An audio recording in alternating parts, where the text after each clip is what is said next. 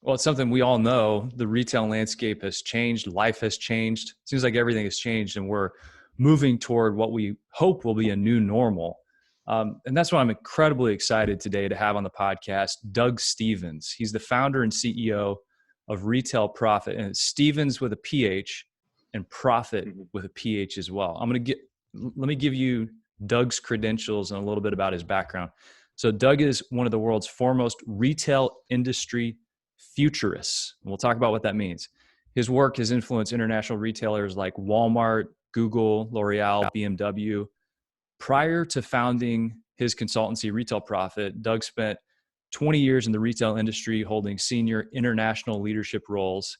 He's the author of 2 international best-selling books, Re-Engineering Retail, The Future of Selling in a Post-Digital World, and The Retail Revival, Reimagining Business for the New Age of Consumerism. And he's working on a new book right now. So Doug is a nationally syndicated retail columnist.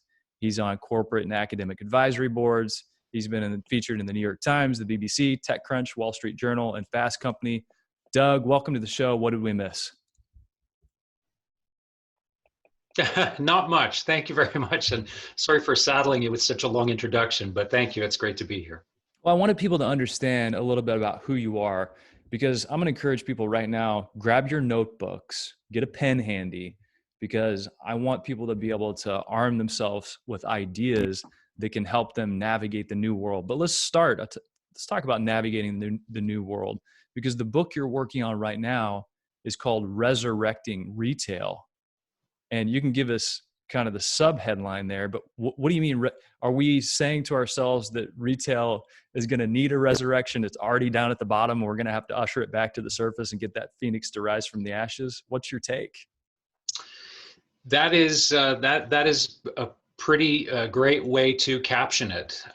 It's interesting because in 2017, I wrote an article for a publication called The Business of Fashion, and the article was called "To Save Retail, Let It Die."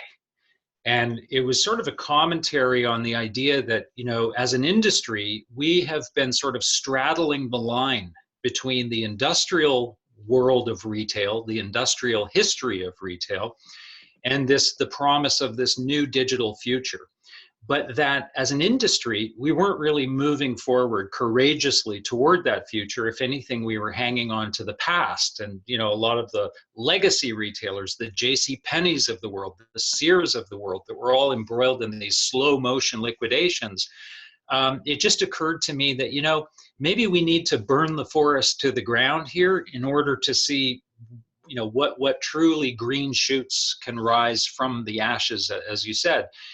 And so, I believe that ironically or coincidentally, that's exactly where we find ourselves today. I was talking with someone, an executive at a major organization, a global beauty company this morning, and he said, my sense is that if this was an hour-long event, we're probably in sort of the first 2.5 seconds of it. That's how much has yet to play out, and I would agree with that. So, I think there's going to be tremendous carnage, fallout, damage done to the industry, and it will really be a resurrection and hopefully a portal to that new digital landscape that we've been talking about for 20 years. So we are in this digital landscape, and we've seen people at home or in their communities hunkered down for long enough now to create new habits. And I've talked to people about the idea that crisis, this pressure cooker we're in, can fast track trends. So in relation to resurrecting retail and looking at the past work you've done as a futurist, and then really putting your fingers on the crystal ball and trying to find out where we go, what's the lay of the land? How do things start to shake out? What do you see happening here in the near-term future and then maybe 5 years out? Yeah, so, and that's a good way to put it. They are two very, very different worlds. So what do we see happening in the near term? I think that right now we're still in the phase of this crisis where we are still appreciating its magnitude. I think when we all sort of started into this being pandemic novices as we were, we sort of figured, okay, shelter in place for a couple of weeks. It's kind of a nice, spring vacation, and then we'll just sort of carry on. I think we're starting to understand that this is not something you simply carry on from, and that until there is a vaccine, and until that vaccine is widely available, distributed, until most of the population is inoculated, there is no return to normal here. You're still going to have segments of the population, namely anyone over the age of 50 years old, that's going to be deathly afraid, I think, of being in public, being surrounded by a lot of people in environments that are being touched by a lot of people. You're also going to have a significant economic toll in the short term. People are already furloughed, they're laid off, they're waiting for government checks to arrive, they're concerned about their futures, they're hoping that they're going to be hired back. But the truth is, in all likelihood, not everybody is likely to be hired back. If companies are going to be hedging their bets against the future, I suspect that we'd be lucky if we see 80% hire backs. And unfortunately, the reality is that if only 80% of people that are laid off through this crisis go back to work, that's going to leave us with a persistent unemployment figure that's going to look like it did in 2009, in the heart of the financial crisis. That's the way we're going to go into the fall, potentially. And that's the lead up to the holiday shopping season. And once retailers start to sort of consume that and synthesize that reality, we're going to see holiday sales projections that are going to look awful compared to anything that we've seen before. The markets are going to decrease further. That's going to take high net worth individuals out of the equation and put them on the sidelines.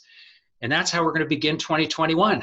So as we move closer to there being a viable vaccine for this virus, rather, then we can expect to see the markets improve, confidence improve, job numbers start to improve. But we don't know when that is. This is an open-ended question right now as to when we're going to have a vaccine. So in the short term, there's no way to candy coat it. It is going to be a significant amount of pain for both individuals and companies in the retail sector. Like you had mentioned, there's no return to normal. That's an interesting thought. And I think it might be important for people listening to this to embrace the thought of that, because it's like, start to mourn it now. Going back to how things used to be, it's probably not going to be like that. Can you think of anything, like, in terms of not going back to normal, that might not shift back? Of course, the financials, like all the people may not be hired back, right? Get that part. But any other type of cultural things you see happening that may not return back to how they used to be, maybe part of the shopping experience, any of that? Can you take a little further down on that road? Yeah, sure. So, and may change in the short term and underestimate the change in the long term. I think that applies here as well. We hear conversations right now about the short-term behavior that consumers are exhibiting. Will there be a new and enhanced willingness to buy things online? Will more of our consumption go into digital channels as opposed to physical stores? Will stores divest of their physical assets and move their money into digital? Some of these things are right at our doorstep right now, and they're fairly obvious, and we can extrapolate that, yeah, there's probably going to be a change there. But what I'm watching and what I'm really trying to understand for the sake of this book is, but what about the deeper stuff? When you look out at a body of water, oftentimes your eyes are sort of attracted to the waves, the action of the waves. But the really deep currents, the currents that kill you, are the ones that are under the surface. It's the riptides and the undertows. And so the question that I'm trying to answer is, but what are the deeper impacts on society? Twitter announced this week, for example, that it is basically not requiring its workers to come back to an office ever. It's basically said, this is the threshold. There's no need for you. You're perfectly productive at home. You seem to be happy. We're getting things done. So stay there if that works for you. If it doesn't, then by all means, come into the office. But if you think about that one change, that one societal change, if companies begin to rethink this whole concept around people commuting, working off the thing, if that falls into question, we have to ask the question, how much retail is built around that whole concept? You know, how much of our retail construct that we see around us today is a product of the industrial era? And is it still relevant if 30 or 40% of people stop commuting and going to work in office towers? Or, you know, half the students at Boston College decide to take courses online. What does that do to the complexion of a city? So, yeah, I think that there are really going to be deep societal changes along work, the concept of work and where and how we do it, how we educate ourselves, how we transport ourselves from one place to another, and ultimately how we communicate. And all of those things could dramatically shift the retail landscape. Talk about that a little bit more. So it is like when you just look out from the street at a giant office building, that's where people go to do work. Down below on the street, there are restaurants, there are retail shops, and the reason they're there is you go to where the people are. Right. Where will the people, like, what are some of those other undercurrents on where the people will be going, how they'll be spending their time, and how that dovetails with any opportunity at retail? Or is it, you know, from a macro standpoint, a complete shift in how we do retail, how it gets brought to the people? Yeah, I mean, I think it is more of a, potentially anyway, a complete shift, because I keep talking about sort of this notion of there being this industrial era that we are sort of trying to climb out of. But when you think about it, really prior to sort of the mid 1800s, life as we know it today didn't exist. I mean, most people lived outside of major cities. Most people worked where they lived, in the village or the town or the small city where they lived.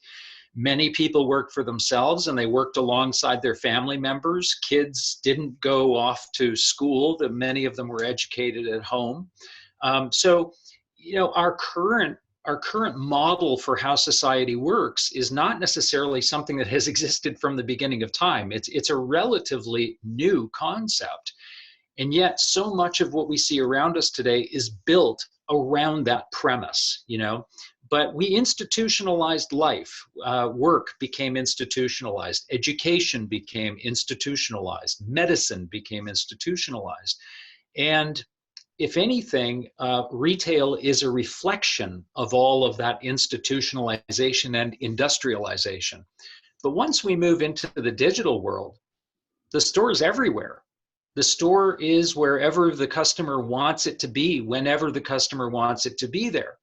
And the mattress industry, perhaps, almost in particular, has been an industry that has kind of resisted that notion that, okay, we can go so far with that, but the consumer still needs to come in and check out the firmness of the mattress and understand the coils. And, well, not necessarily. The world we're moving into, I believe, is a world where if you can't make your product available to the customer with confidence in their living room, you're invisible. You're going to be absolutely invisible to them.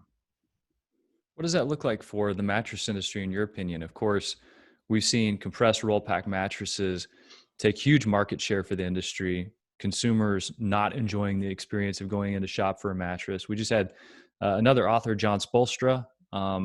He used to be the president of the Nets, GM of the Portland Trail Blazers, and he's an author of this book called Marketing Outrageously, and he told us his story about not wanting to go in and shop for a mattress in his recent purchase online. Well, we're seeing that happen across the board.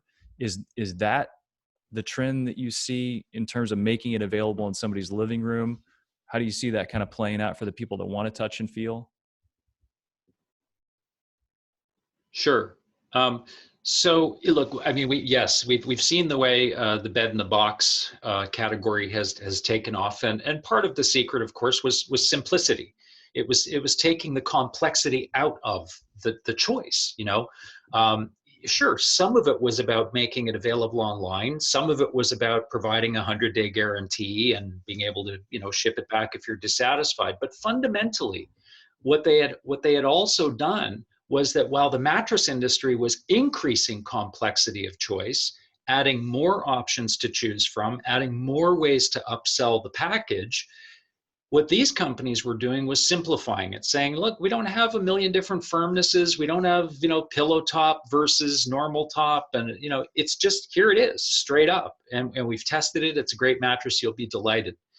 So they changed not just the channel through which that product was sold, but they changed the fundamental way it was sold. They took a lot of the head scratching out of that process, made it more enjoyable.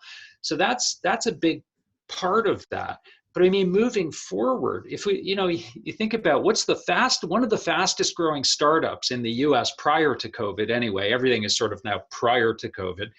One of the fastest growing startups is Carvana.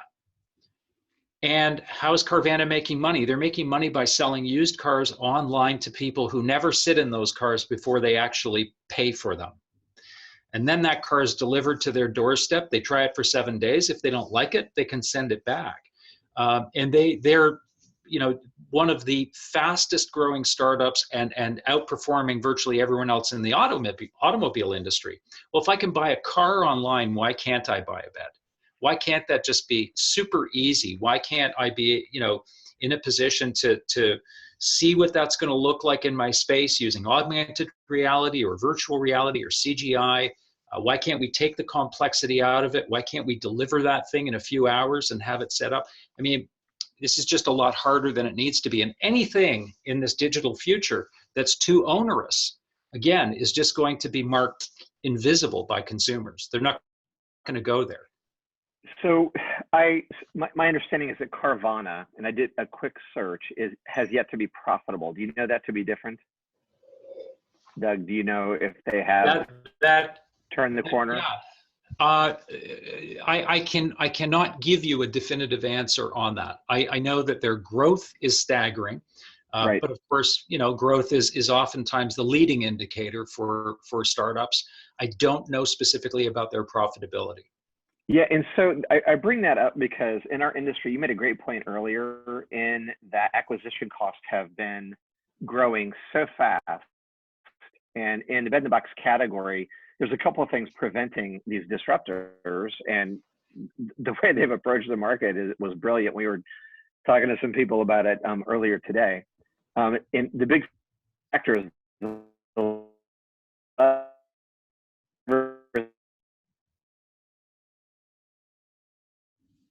marketer inside of Amazon, and he said even in Amazon, the word mattress is the most expensive word you can buy, and partially because it's big ticket, high margin, therefore there's plenty there to bid that stuff up. But that's still true, and I think it's true outside of the Amazon corridor.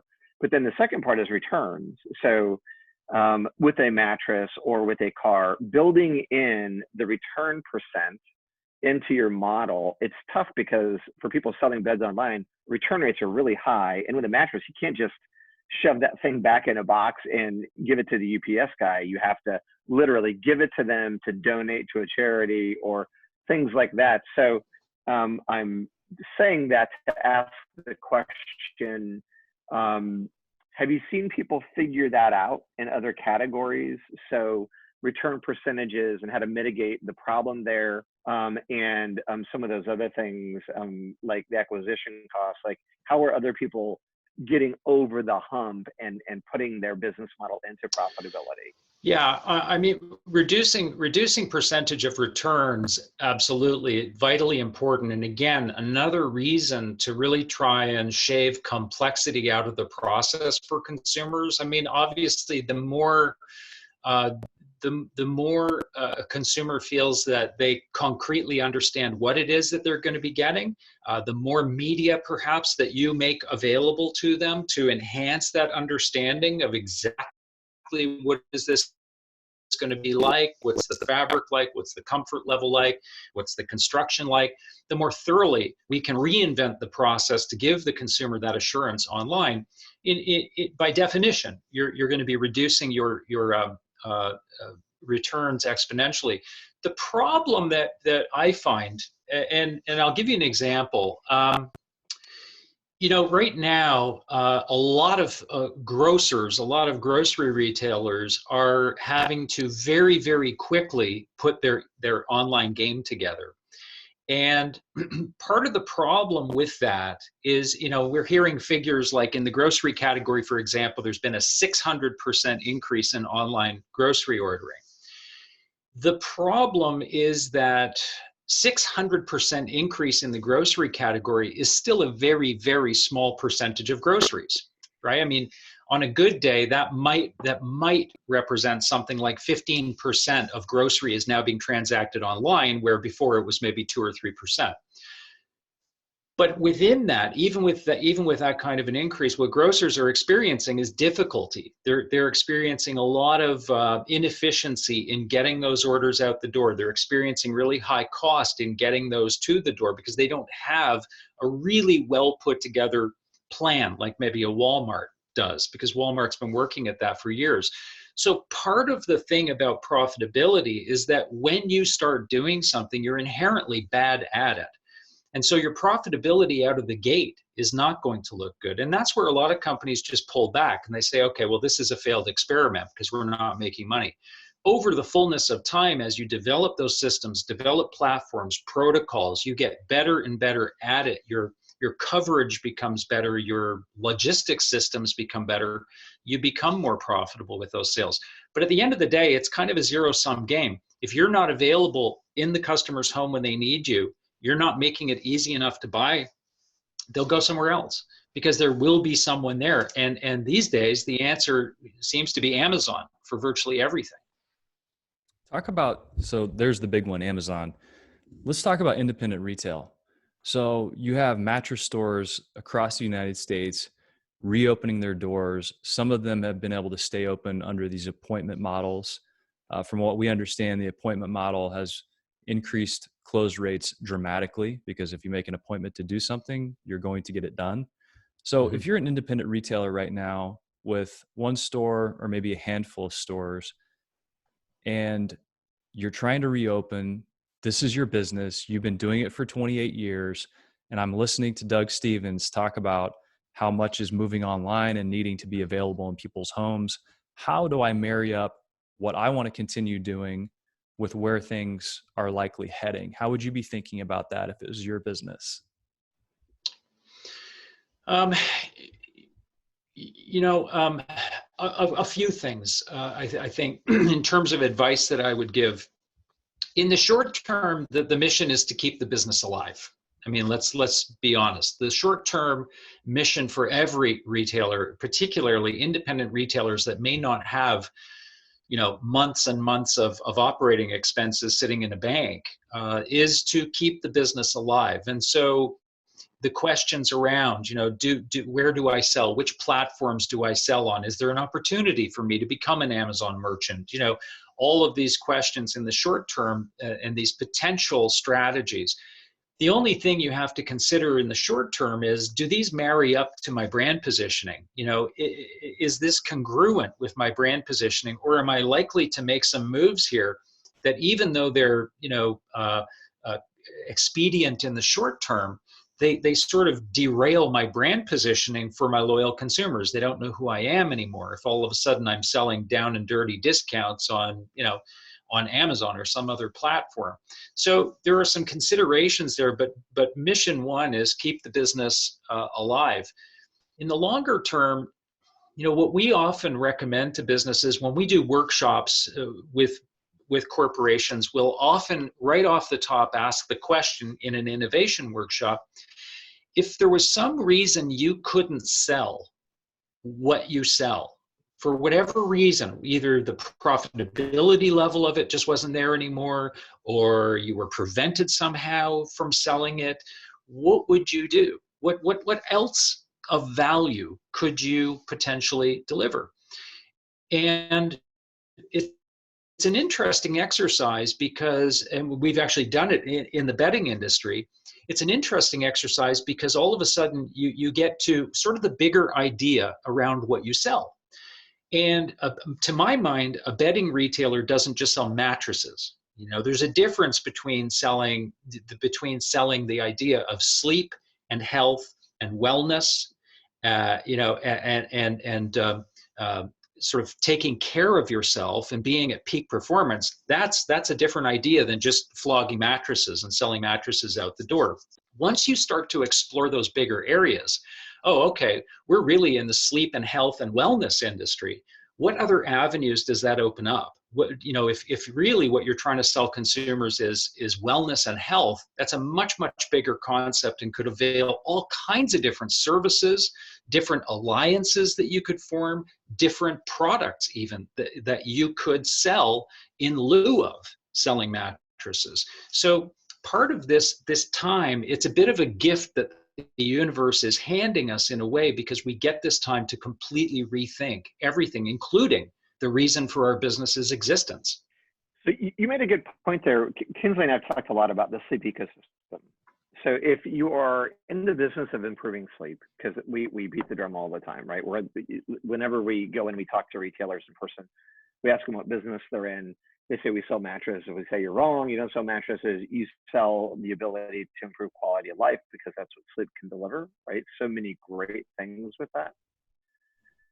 And then in the sleep ecosystem, so if that's the business you're in, is sleep, then what are the other levers that impact sleep? It's light, it's sound, it's stress, it's tea, it's music, it's so many other things. So maybe not necessarily in lieu of, but in addition to. So I like what you said. And so kind of throw some other things into that, so you're not just dependent on that one thing. So exactly. And you distinguish yourself from the Amazons of the world. I mean, there's only two ways you can go in terms of a product or service offering. You go wide or you go deep. And Amazon is a business that simply can't, and really it's not in their interest to go too deep into anything. They're not going to become the sleep experts. They're going to be the company where if you need a mattress and you need to buy one in the next 5 minutes, well, there they are. So these broader ideas, if you sell groceries, you don't really sell groceries. You sell health and wellness and nutrition and fitness. If you're in the insurance business, you're not just selling policies, you're selling peace of mind, right? It gets back to some of these bigger ideas. And that really gives an independent a lot of new latitude, but it also really distinguishes them as a category expert, not just a product source. Talk about this idea of service. I think it's a really interesting kind of line to go down, because I even look back in history and you think about IBM, they sold hardware, and then the service side of their business became much more valuable than hardware, which gets commoditized. Are you seeing people move retail operations more into a service mindset, and those revenue streams are going to elevate them above some of the e-commerce competition? Yeah, I mean, again, you can't even get someone from Amazon on the phone.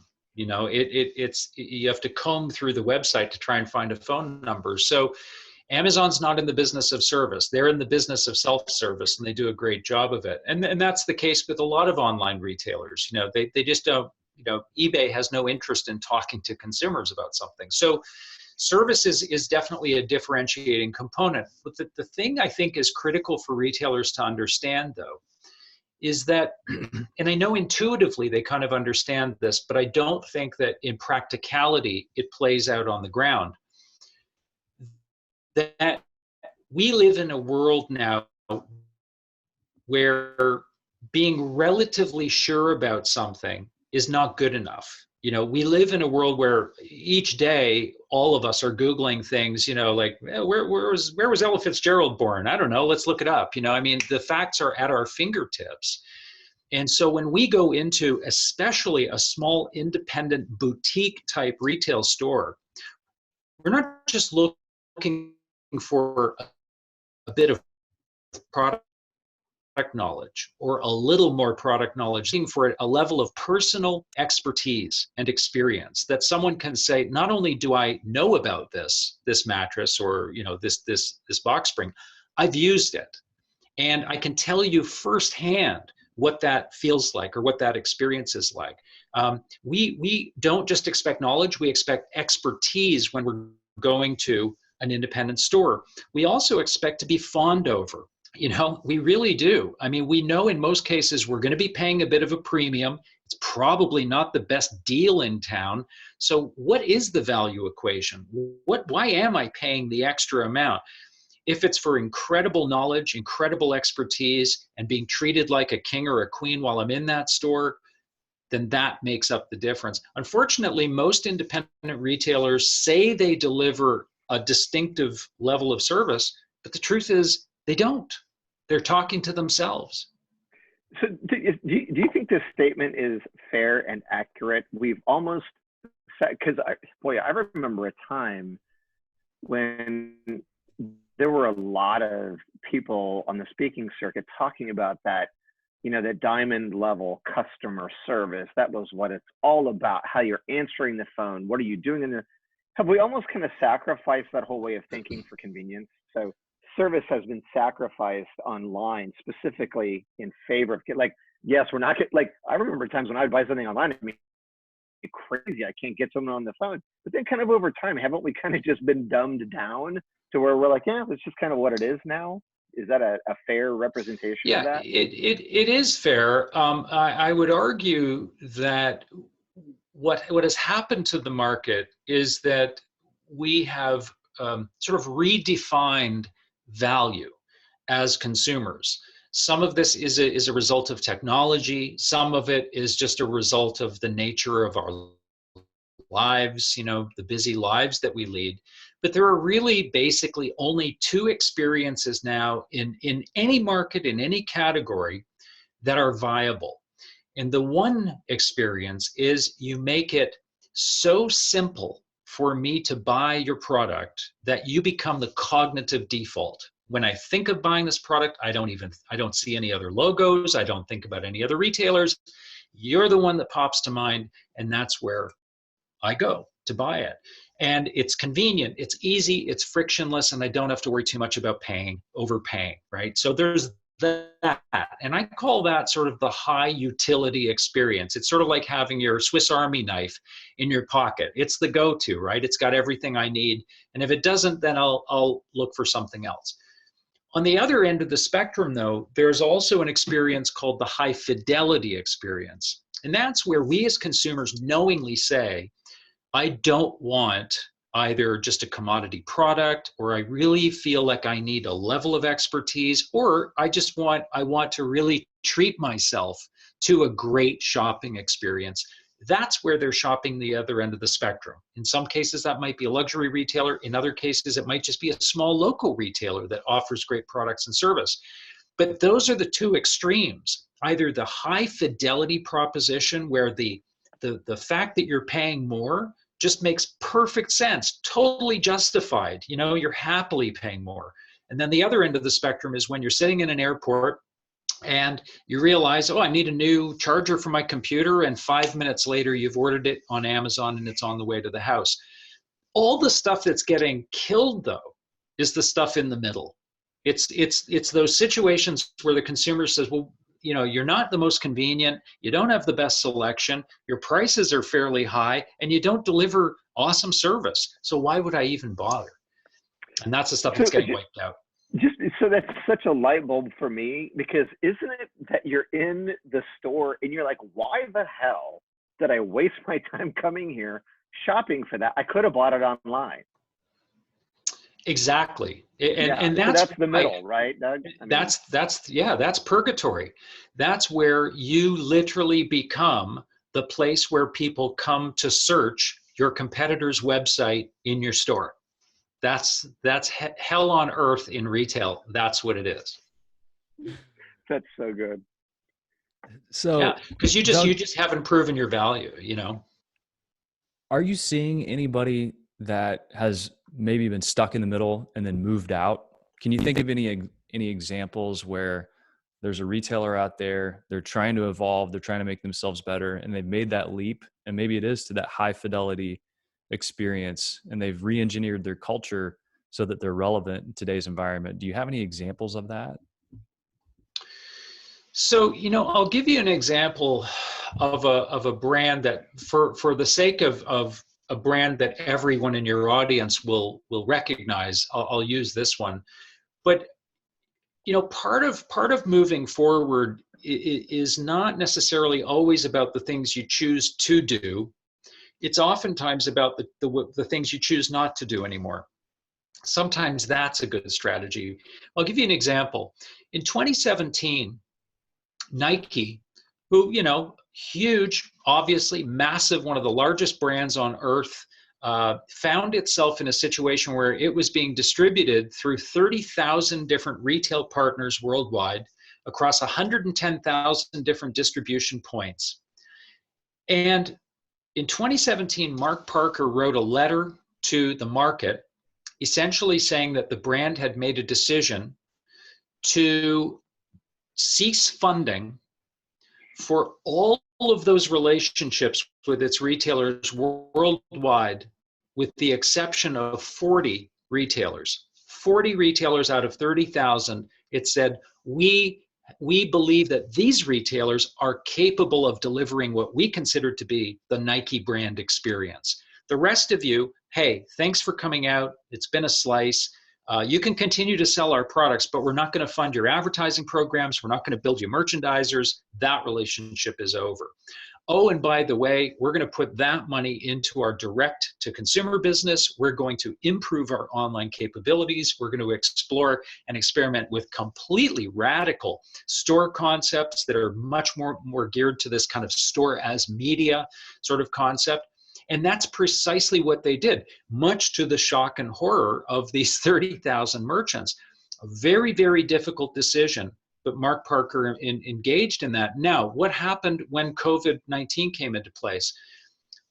Nike rises above and turns out to be one of the very few brands that was able to sustain itself online through its online and direct-to-consumer sales through the initial part of the pandemic. Because it had sort of killed its reliance on physical stores, it was able to go to the market and confidently say, all of our stores will be closed, all of our people will be home and safe. We don't want to put customers at risk. So they're, great crisis communication plan. But the reason for all of that was not because they reacted well in the middle of the crisis. It was because they reacted 3 years before the crisis. And that's really the message, I think, to retailers. You cannot respond in the middle of a hurricane. Everything's very difficult. There's stuff flying in the air. There's danger at every turn. You're freaked out. Your emotions are engaged. It's a very difficult time to try and strategize your way out of a crisis. The better time is before you get into the crisis. It's really the lesson here, I think. I'm curious, what did those 40 retailers that Nike stayed attached to have in common? Was it they can deliver the brand experience and the brand message that Nike wants? Were there other commonalities among those retailers?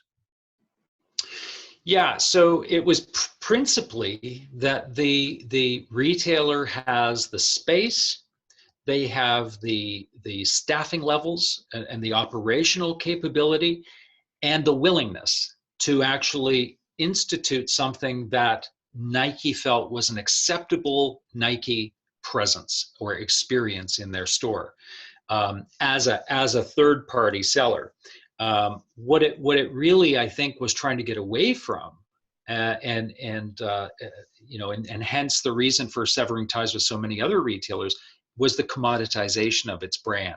Was that its brand was being essentially blown out just in an effort to attract foot traffic, and it wasn't standing for that any longer. You mentioned this idea of a store as media. And we talked about this a little bit before we actually started recording the podcast. And then you just mentioned it in relation to Nike. Talk about that concept and what it means for retail, what it means for product brands, and how that all starts to shake out. And then we can kind of dig in a little more, because even the first time I heard it, it was on one of your videos. I watched it on YouTube and I thought, a store as media, or if I own a product brand, the store becomes a media buy for me. Help us understand that. Sure. So, a lot of understanding the future is about sort of reflecting on the past. So let's go back, let's go back 100 or so years. The fact of the matter is, for at least the last 100 years, the way we looked at retail was that you used media of some sort to try and drive traffic to your store. So if we go back 1,000 years, the form of media was the public square. It was the city center.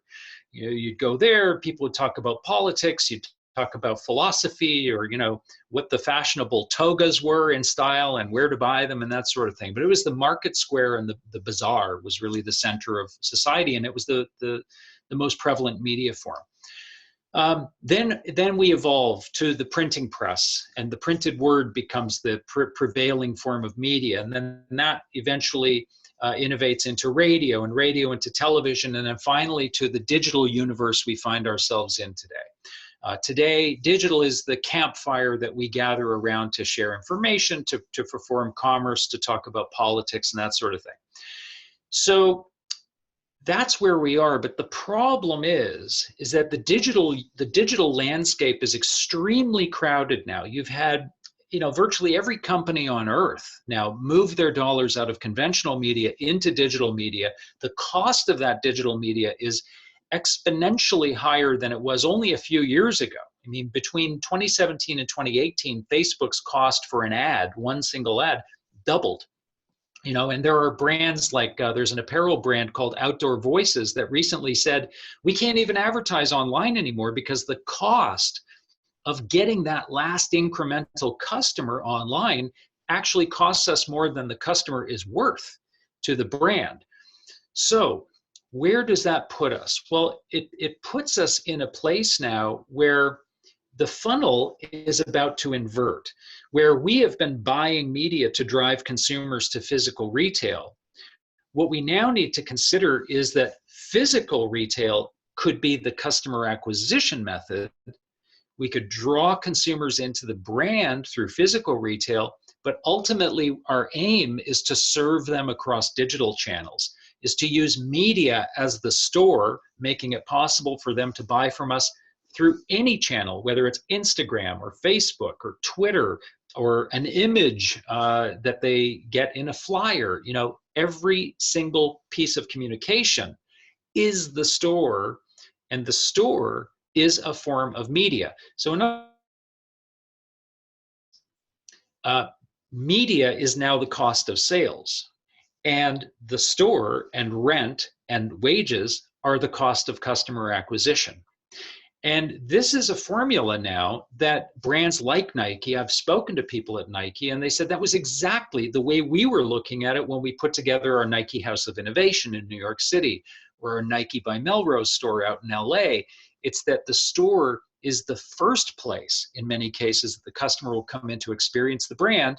And if you can really blow their mind in the physical world, then you just bring them into your digital ecosystem, and there they buy for eternity, as long as you keep them close. So that's sort of this idea that physical retail is becoming a media channel, and we can no longer just simply measure performance in physical stores by sales per square foot or sales per hour or comp store growth. And I just want to put a couple stats around that, because I don't want people to think that this is just kind of nonsense that I'm dreaming up.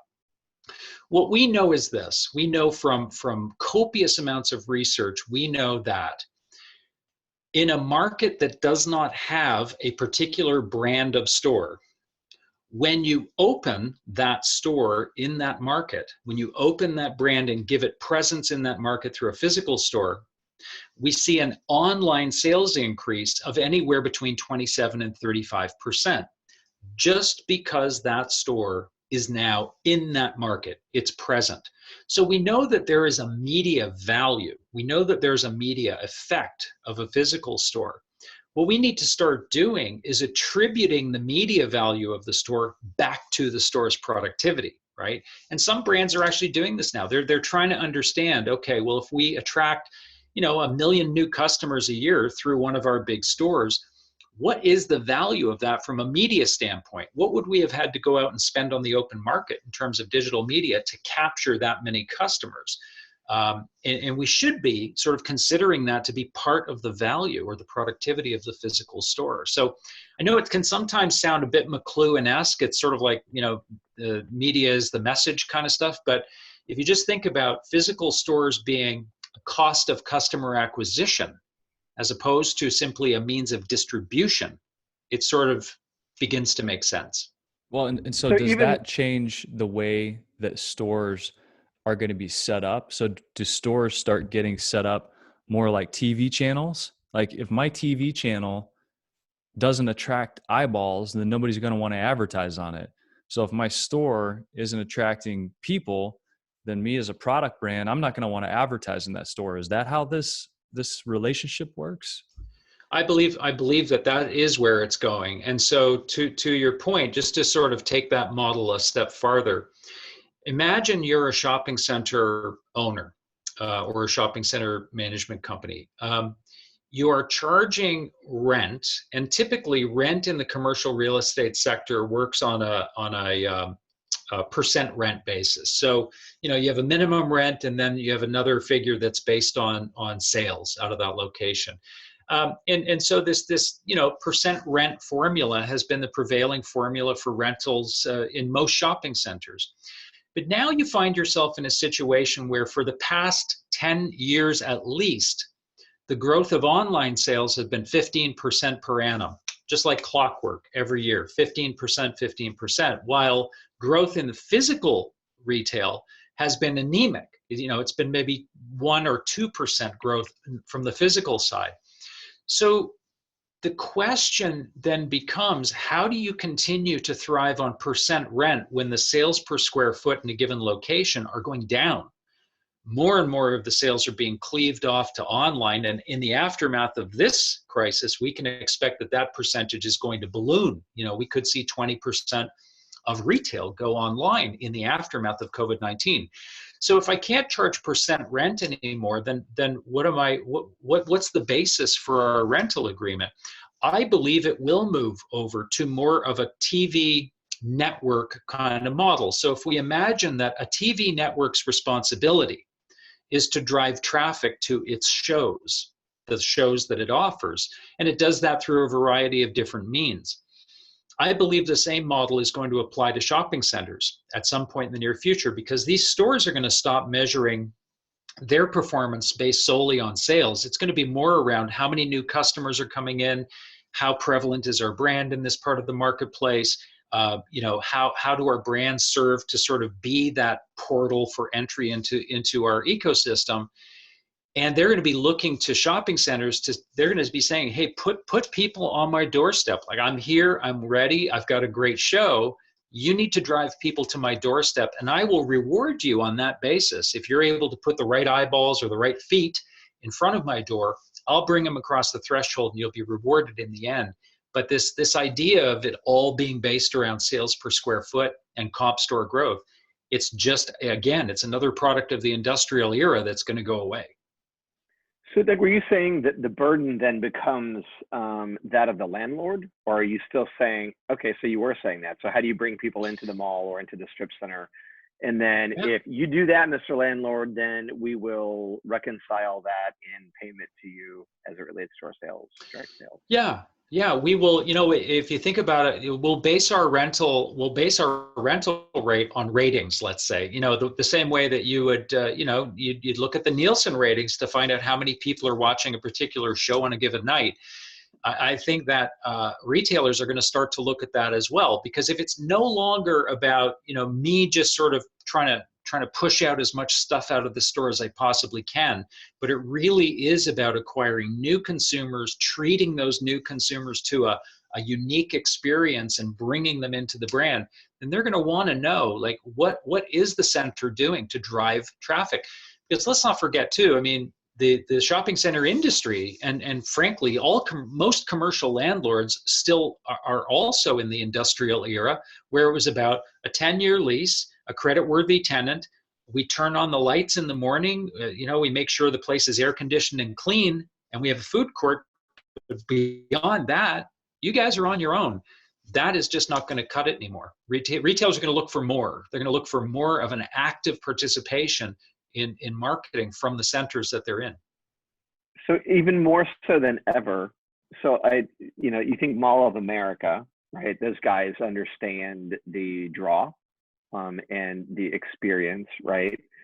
But a retailer, the three of us were going to open a shop tomorrow. One of the first things we have to be thinking about is, what are we going to do to create a unique experience, either through entertaining people or directly connected to the products that we sell. So in the Nike example, the treadmill and the television to show you your instep going in or out and fitting you that way directly for the shoe that you want to buy. So some expertise that transcends what you can do online. So those types of things, if we can't do that, then the three of us better start thinking about maybe a different product or a different type of store to open, because it's if you can't say, what are you like, why not just buy that online? If you can't answer that question, then you're going to really have a big problem, obviously.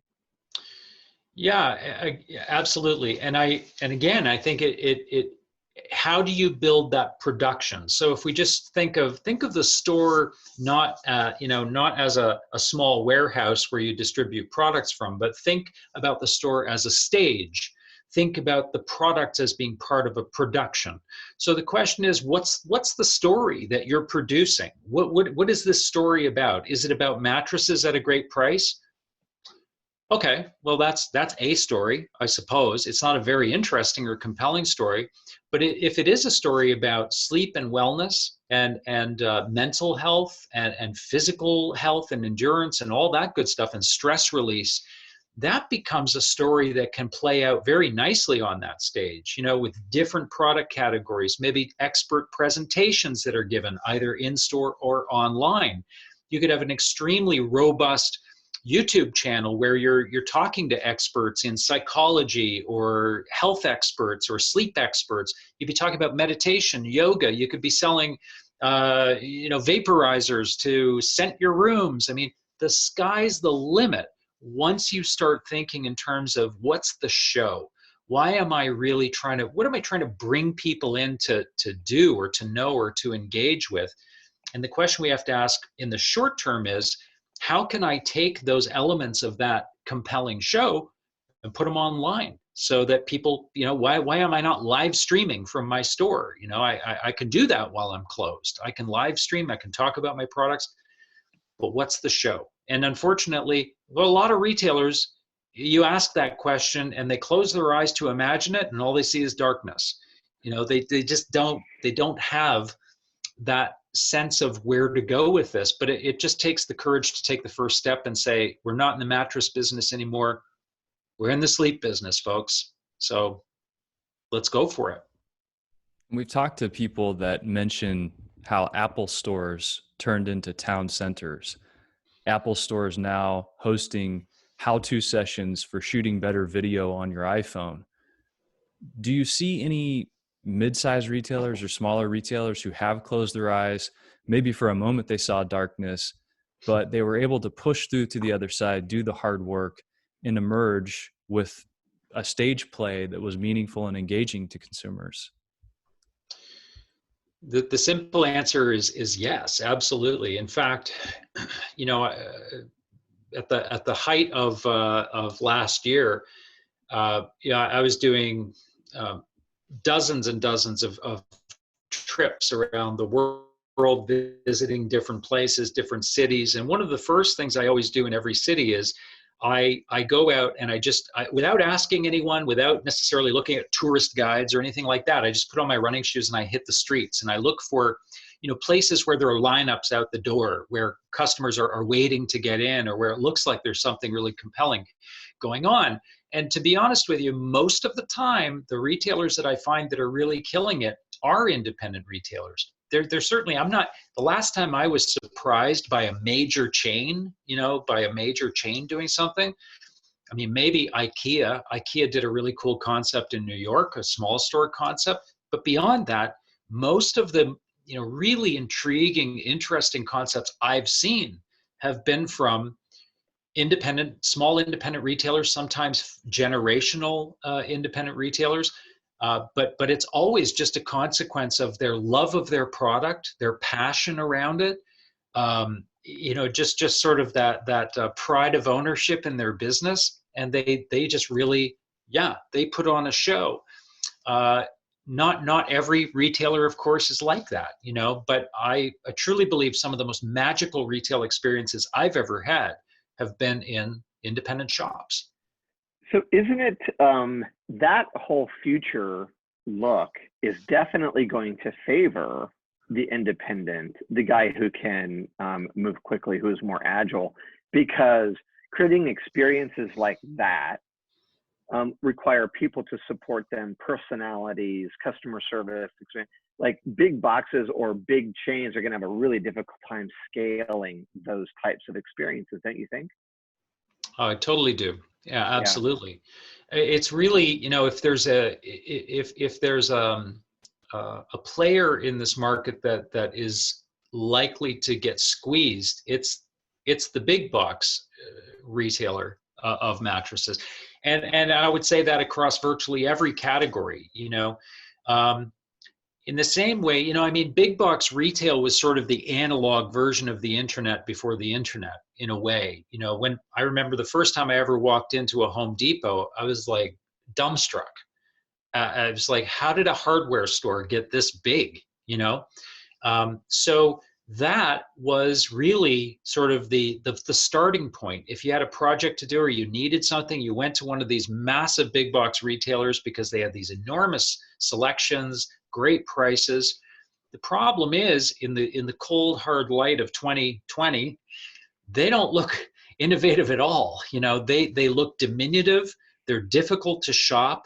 They're usually just soul destroying experiences where you don't get service. You get apathy, in some cases belligerence. And so where do you go? Well, that's where you defect to either online, which is simple, or you go up market to the independent.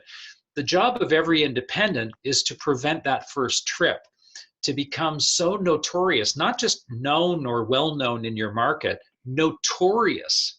Like it's just like every little town has that notoriously good restaurant that everyone said, no, don't go there, go here. This is the place you need to go. That's where you need to get to with your brand. And a lot of that has to do with own the category, own it. Like, yeah, you can go buy a mattress anywhere, but you can't buy sleep or wellness or health the way we sell it. If you could become notorious for that, you don't even have to advertise. Forget about it. Circulars, coupons, forget it. That world is gone. As soon as you become notorious, you call the shots. One of the things I've thought a lot about lately, Doug, you touched on, and it ties to this idea of notorious, and it's the rising cost of digital advertising. We saw over the years for the longest time, I worked at a marketing agency and Facebook was free is what people would say. And I said, well, yeah, I mean, you can get in front of your audience if you create good content and you're consistent with it. And then it really moved to more of a paid model. So if you're going to get any type of reach with your posts, then you're going to have to pay to have that happen. And so I had a friend drive down the street the other day. And of course I live in Walmart country. And so he's a vendor for Walmart and he worked for a company that put together, it was a cookware package. And as part of this Black Friday deal, they put a Google Home with the package. They sold it on Black Friday. I said, how'd it do? And they sold them, but they had to discount them. And they're kind of watching it from this bullpen in real time. And he said, ultimately, the only people that made real money off of this promotion was Google Home, because they made us pre-buy all the Google Homes that went in the package. And then we kind of got into this conversation about the rising cost of digital ad and who's really making money off this, how hard it is for independents to navigate that. It's its own skill set. It's a moving target. It's very tough to keep up with. And then I think to myself, if you are notorious in a way that creates word of mouth, like something so notorious and remarkable that people can't wait to talk about it around the dinner table or at the water cooler. It seems to be one of the only ways that I've been able to dream up to insulate yourself against those costs that are probably going to continue rising. It's the only way. It really is. And, you know, I mean, I think you've just hit on probably the thing that is most difficult, frankly, for a business person to sort of reckon with, is that there is no platform, there's no network, there's no ad buy. It's that is going to get you where you need to get to. There's no shifting of dollars from one channel to the other that's going to really solidify your position in your market. You have to do something remarkable. And it's not just that's not something that just applies to mattress retailers. It applies to everyone. Me, you guys, musicians, actors, like, you know, there's just so much noise out there. And today, everybody has their own megaphone, whether it's on Twitter or Instagram or Facebook. And so we have this cacophony of noise in the marketplace. And the only way to break through it is to get other people talking about you. And that is really more and more why I say, if we reverse the funnel and we stop thinking so much about where do I put my media dollars, you know, where do I allocate my media dollars to drive traffic? If we reverse the funnel and say, no, I'm going to put all my time, my attention, my blood, sweat, and tears, and my investments right at the point of contact with my customer. I'm gonna spend disproportionately in blowing their mind, like not just service with a smile, but I'm gonna blow their mind to the point where when they walk out, they'll intuitively want to tell 2 or 3 other people. If that becomes the goal, and it sounds easy, it's not, but if that becomes the goal, I think all of a sudden now you don't have to advertise anymore. That problem goes away. And you sort of become part of that rarefied part of the market that is just hands down. That's the default when people think of your category. We had a guy named Jesse Cole on our show, Doug, who I don't know if you've heard of him, but Savannah Bananas baseball team, and he's just this crazy creative guy. And he looked at his business, instead of being a baseball team, he looked at it as an entertainment platform, and he sells out every seat. And remarkable thing he's created. But anyway, so it sounds to me like the creative thinker is going to be one of the most valued employees in any company in the next 5 years. What do you think about that comment? Yeah, I think creativity as a commodity is definitely it will be the most precious corporate asset. And frankly, I think it already is. And I mean, part of the problem with that is that we all believe we are creative. We're told from a young age, you know, everybody's creative. Nobody has a corner on the creativity market. We all have good ideas. But the truth of the matter is, we don't all have the same creative capacity. You know, it's sort of like saying we're all good at mathematics. Well, some are better than others, right? The creativity is no different. The problem with creativity is that we live in a society that systemically drums the creativity out of us. You know, going back to sort of this industrial world we live in. I mean, how many times have you talked to people who said, you know, yeah, I wasn't really, creativity was frowned upon in school. You know, we had to sort of teach to the test and learn things by rote, memorize. But if you question things, if you're into, discussion, a lot of teachers are afraid of that. Fact of the matter is, the creativity is systematically drummed out of us until we're in the workforce. And then all of a sudden our employers say, okay, go off and come up with some creative ideas for me. Meanwhile, we've sort of lost that muscle. We've lost the muscle memory of how do I create? Or if I do, will people think it's a stupid idea? Will I get fired for it? Will it be a failure? We get haunted by this. We need to not only test people for creativity when we hire them, and there are tests that you can find online that'll allow you to do that, but we need to nurture people's creativity, give them permission to come up with crazy ideas, reward them for coming up with crazy ideas, even if they don't work out. Really nurture that community or that culture of innovation.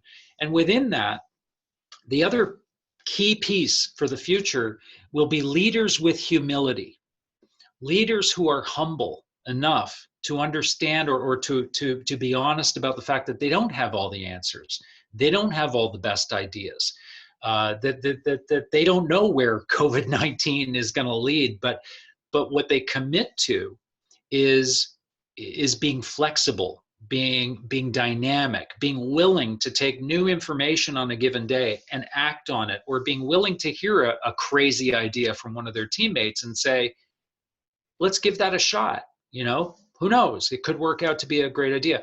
So leadership with humility and loads of creativity, those two things are going to be keys to the kingdom in the future.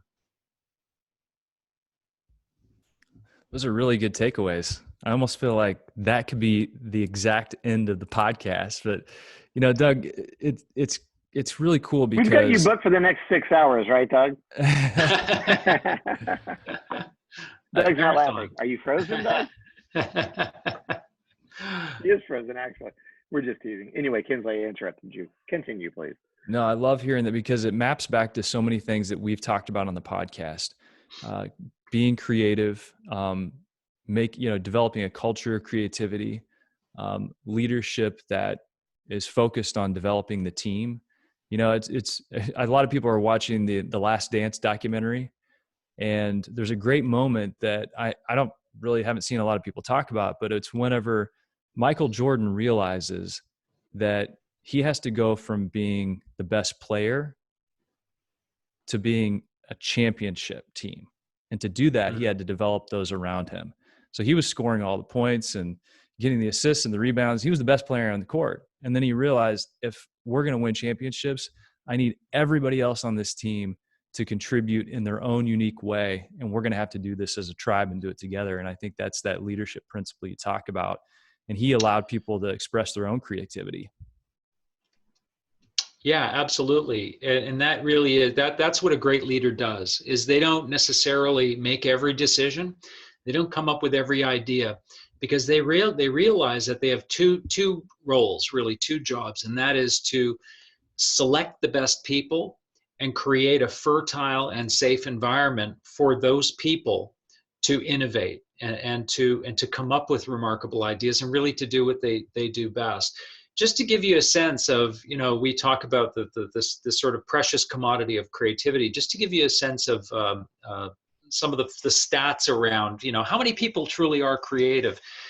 If you had a room full of 100 3 to 5-year-olds, statistically, objectively, through testing, you would find that about 98% of them are deemed to be creative, meaning they can think laterally. So if you were to give them a paperclip and say, how many things could you make out of this paperclip?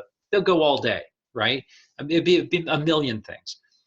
By the time that child is 6 to 10 years old, that number sinks down to about 60%.